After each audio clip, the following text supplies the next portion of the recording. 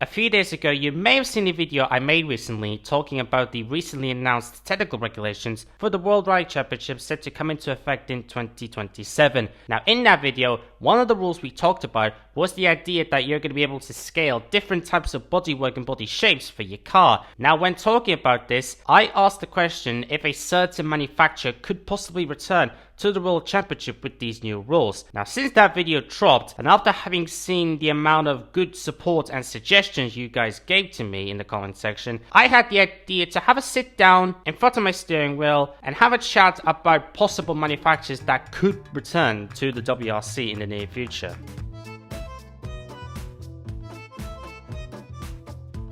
Okay, so before we actually get on with the list properly here, I need to make a couple of things clear so we're on the right track, okay? Firstly, these are going to be my own opinions, okay? Even though a lot of the brands on this list are also the opinion of other people, so technically it's not just my opinion, but either way, it's my opinion, it's my list. You're entitled to have your own, so let me know in the comment section below what brands you would like to see return in the WRC. Second point is that when I'm talking about these brands, I am talking as if they will return in 2027 or later, because I don't see the point of spending so much money on a car that you'll only be using for 2 years max. And then finally, when choosing the manufacturers on this list, I am factoring in not only their history and their global view in terms of rallying and just motorsport in general, but also I'm factoring in which brands would make the most logical sense to return. So for example, if they have the backing for that and so on and so forth. So in no particular order, let's have a look at the brands I would like to see return in the WRC in 2027 or later. Now, if you watched my WRC 27 video, give it a go. If you haven't, then you'll know that when I asked the question if a certain manufacturer could return, I was referring to Subaru, and the Japanese manufacturer is no short of success on the world stage. The Subaru World Rally team would compete in the WRC from 1990 to 2008, and in that time they would achieve a really good amount of success, winning the Manufacturers Championship 3 years in a row from 95 to 97, and would also grab 3 drivers' titles. Since their last major success in 2003, the team went into a slow decline in terms of performance, which would eventually lead to their departure in 2008. However, since then, their rallying adventures never really stopped, as their motorsport cousins in the States would compete with an Impreza rally car in the ARA Championship in America, winning the championship in the past 4 years in a row. Now, their success overseas plus their history in the WRC is an obvious reason why a Subaru return would make sense. But since these new regulations were announced, a lot of people have pointed out to one particular area of the rules which could be a golden ticket for the Japanese manufacturer to return to the sport for the first time in nearly 20 years. Now, if you've been following the WRC for the past few years, you'll probably notice a common theme with the current cars.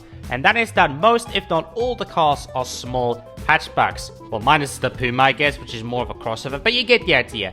Now, these new regulations for 27 will allow not only hatchbacks, but it will also allow teams to take different types of bodywork and scale them to fit the regulations. And one of those allowed body types are 4-door saloon cars, or sedans, depending on which world you are from. Now, this is important because the Subaru Impreza rally cars, both the past historic ones and the current ones, have always been 4-door saloon cars. And obviously there are other points why a return is possible, for example lower running costs, freedom to use any type of engine you want, but those 2 points will apply to the other manufacturers on this list as well.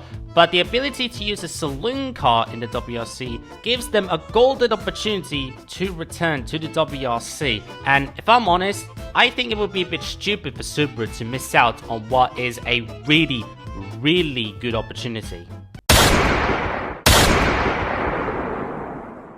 Now, this list doesn't just contain historic brands from the past, but it also contains some modern brands which may not have the same success level in the top class, but have been really successful in lower categories. And one of those brands is Skoda. And by the way, it's actually pronounced Skoda, not Skoda. Not hitting on people that say Skoda, but I just wanted to point that out. But either way, back to the points. Skoda have actually competed in the top class in the past, from 1995 to 2005. The reason you probably don't remember them competing in the top class is because their run in the top class was not really remembered, Aside from a single podium finish at the 2001 Safari Rally in Kenya, their WRC run in this period was fairly forgettable. In the lower classes, however, they've achieved a lot. Multiple WRC2 and European Rally titles would follow since they entered what we now know as the Rally 2 class in 2009, plus multiple other national titles would just add to an already pretty good CV. Now their success in these lower classes is a pretty obvious reason for the Czech manufacturer to explore the possibility of returning to the top class for the first time in nearly 20 years, in fact over 20 years, because they left the WRC before Subaru. The cheaper and more flexible rules are also factors, but another factor I will throw in here is that Scot are part of the Volkswagen group, who have near unlimited amount of money and resources to throw around. Plus, for VW, it would be a pretty smart motorsport move. They already have Porsche and Lamborghini in sports cars, they'll have Audi in Formula 1 in 2026, so with their recent success in Rally 2, why not throw in some extra R&D to Skoda and give them a second chance in the top class? Going back to historic brands now, we go to Italy, and we're going to have a look at one of, if not the most successful manufacturer in the entire history of the WRC, Lancia. Lancia.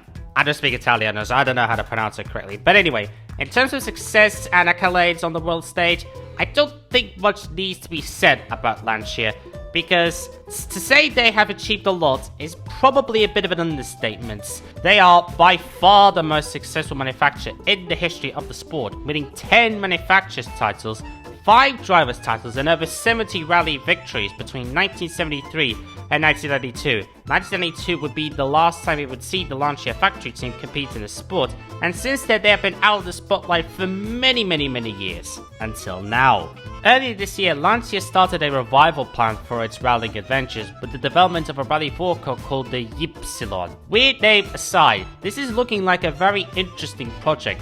The plan is as follows. In 2025, multiple of these bugs will be entered into a new championship dedicated to these cars called the Lancia Rally Trophy as part of the Italian Rally Championship. And the winner of that trophy will earn a chance to drive the car with factory support in the European Championship in 2026, in the Rally 4 category of course. Afterwards, we'll have to wait and see what the next steps are going to be, but whatever those next steps will be, the end goal is to eventually return to the World Championship for the first time in over 30 years. This project, whilst in its extremely early phases, looks like a really promising one, and with the aforementioned regulations that are going to come in 27, a Lancia WRC return is something which could be very possibly happening. It's just a question of when, not if. The final manufacturer we'll have a chat about is Citroen. In terms of the French manufacturer's success and history, in one way it has similarities to Skoda, competing in the top class in the early 2000s and recently achieving some notable success in the Rally 2 class, but there are two big differences between the Czech and the French. Firstly, Citroen competed in the top class for way longer, competing from 2001 to 2019, and secondly, to say Citroen have achieved a lot in the top class would be a very big understatement. Citroen are actually the second most successful manufacturer in the history of the sport, behind the aforementioned Lancia, who we talked about earlier. The French manufacturer have won the manufacturer's title 8 times and the driver's title 9 times, all 9 being won by a single driver by the way, with their last major success being a championship double in 2012. Since then, they've continued to compete with some decent-ish success, but as the years went on, their performance slowly went downhill, and for their last 3 years in the sport, in the first 3 years of the high downforce ballistic missiles, they were pretty forgettable, aside from a handful of rally wins, with their last coming in 2019 at Rally Turkey. Since then, they were heavily involved in the Rally 2 class and have achieved some decent success, with a team's championship win in the WRC 2 class this year being their most recent success.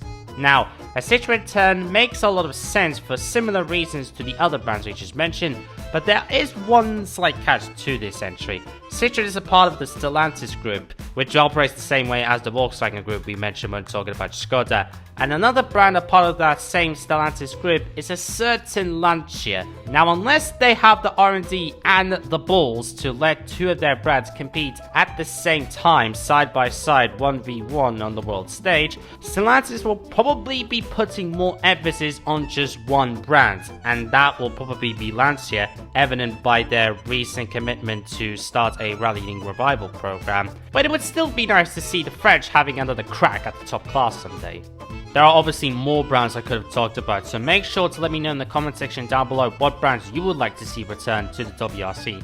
And if there are enough good and logical suggestions, I'll probably make a part 2 of this. But I do hope you enjoyed this one, and if you did, make sure to show some lovely support by hitting that like button and subscribing to the channel as well. And also make sure to hit the bell button so you'll be notified for future uploads. So until next time, goodbye.